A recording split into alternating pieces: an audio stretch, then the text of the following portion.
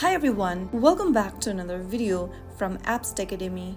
In this video, I'm going to show you how to change voice in ChatGPT application using your mobile device.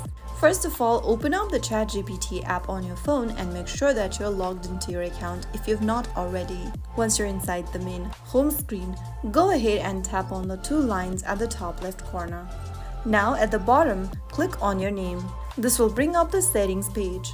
Go ahead and click on the voice option under voice mode.